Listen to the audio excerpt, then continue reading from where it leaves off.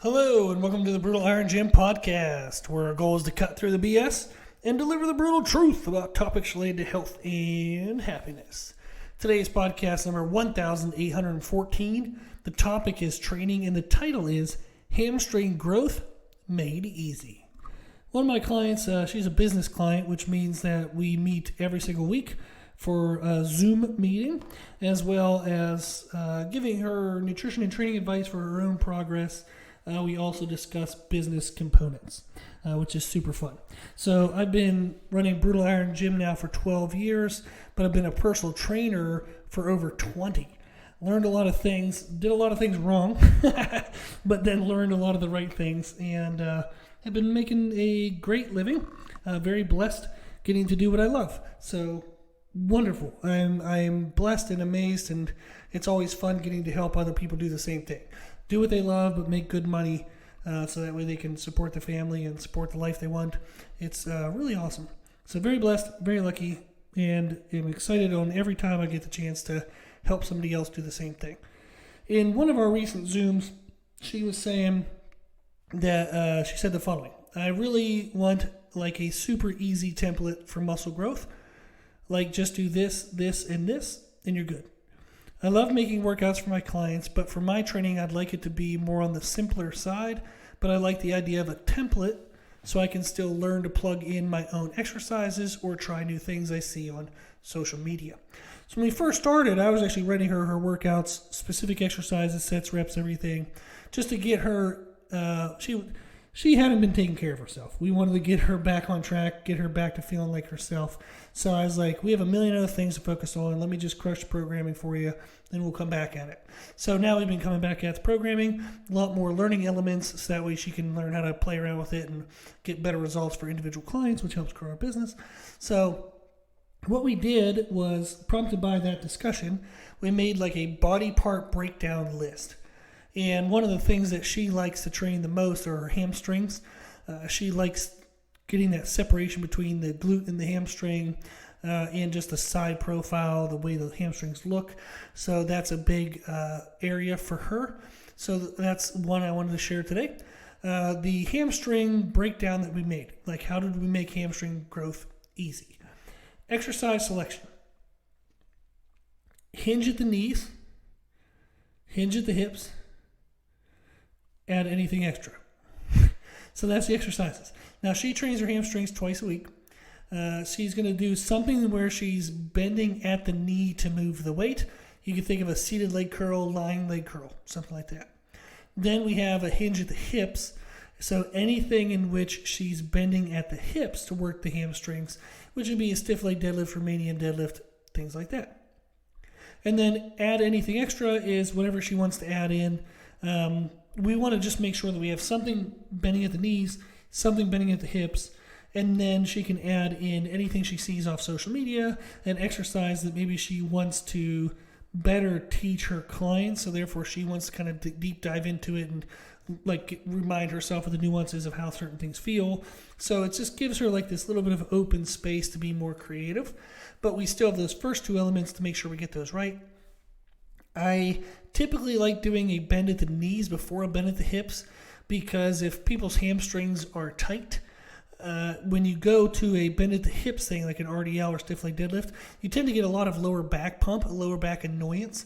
So if you do something at the knees first, like seated leg curl, lying leg curl, you can do a single leg, you can do double leg, you can do them with 21 variations, paused isometrics. Like there's about 4 billion variations of those you can do.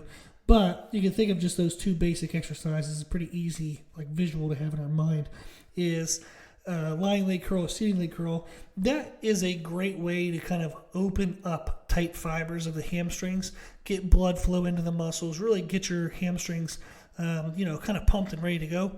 And then when you go to hinging at the hips, like stiff leg deadlift, Romanian deadlift, you're going to get less lower back pump and more of the work is going to remain in the hamstrings. So I am a fan of knees first versus hips first on hamstring exercises. And then the add anything extra, she can literally add whatever she wants. We've even gone with weird variations of sled pulls and drags to work on the legs. These are certain stances you can do. Like if you're dragging a sled from your hips, and you're facing away from the sled, you take long heel strike steps. Like you strike your heel first and then drag your foot through the floor.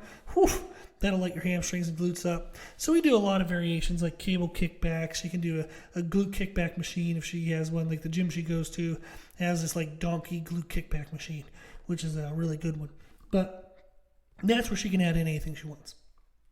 Then what we have along with the exercise selection, we just have them listed as considerations to make sure that you mix these things up, make sure you account for these things. The first one we have listed is different positions. Just don't get too stuck with one thing. On a lot of IFBB Pro videos lately, you see a lot of people doing stiff leg deadlifts. Literally, it seems like every IFBB Pro is doing stiff leg deadlifts now. And they're doing them with like 585, like the guys are doing 585. And it's turning more into like a deadlift competition than a stiff leg deadlift for hamstring growth. But you'll see that's something that is quite common right now. But again, we don't want to do like linear periodization for like 16 weeks of stiff leg deadlifts. There's no way you're going to make quality progressions from week to week without either sandbagging it at the beginning or risking unsafe technique at the end. So I have all my clients change their programs every 4 weeks for the most part. Some clients will change sooner. Some clients will wait a little bit longer if they're very new to lifting and they don't have confidence yet on a certain exercise. We might hang with it for a little bit. But in general, I like when people change their programming every 4 weeks. So when I say different positions, if she does 4 weeks of seated hamstring curls, I want her to do 4 weeks then of a lying hamstring curl. Or maybe her gym has a west side barbell reverse curl. That's pretty cool. Actually, her gym does have that. So an inverse curl is what it's called. We used to have one at the Brutal Iron gym. But that's another like knee bend activity. Like you can think of a Nordic curl. There's Harop curls, which are actually bending at the hips. But there's a lot of variations of different knee bend type curls. So what I think when I'm saying the consideration of different positions is make sure you're not just endlessly repeating the same position, same position, same position. Then we want to think of bilateral versus unilateral. We want to make sure that, every once in a while we're throwing in some unilateral stuff. Don't do like, lying leg curls, both legs at the same time, into stiff leg deadlifts, both legs at the same time, and repeat that for 8, 12 weeks. Like get some unilateral stuff in there. So that way we can help work on more of the stability muscles around the joints, like the ankle, the knee, the hip. It helps with lower back health, helps with a lot of like more full, complete development, and then long-term strength progression. So we want to have considerations of different positions, considerations of bilateral versus unilateral. Then we also want to have consideration of rep ranges. To make it easier, we gave her a high range and a low range. For her low range is 20 to 30 seconds of time under tension, and we've talked about how she can go as low as 15 because we really want to maximize the weight load on the tissue. So we have gone as low as 15 in that low range, so 15 to 30 seconds. And then the high range, we consider anywhere between 30 to 60 seconds of time under tension. The reason why that kind of works out well for her is that the hamstrings grow well with heavy weight. They do. But we also want to have the higher repetitions, the higher time under tension to make sure that we get to the smaller little fibers and we get more filled out muscle groups. We don't just want the strongest fibers, which are the only ones that are kind of maximally stimulated under maximal short time under tension durations. We don't want just the strongest fibers getting the bulk of the growth. We want those small fibers getting involved as well. So we have to get those high time under tension exercises in. So I want her to mix that up, make sure she's accounting for both high and low rep ranges. And then the last consideration we have is that on week 4, I want her to add an intensity technique. This will help her push overload progression, like to get the muscles to continue to adapt, but remain safe. So our techniques that I gave her, as of now, are rest pause, drop sets, and compounding supersets. So for example, say she's been progressing and she really wants to go for 60-pound dumbbells for stiff leg deadlifts. And the last week she did maybe 6 reps. She wants to see if she can get maybe 8 to 10 this week, but she doesn't want to tweak her lower back. So she can do rest pause. So she can do 6, rest, take 10 seconds to breathe, pick them right back up, and do 2 to 4 more reps. And then she'll do that on all like 2 or 3 working sets, however many working sets she decides to do.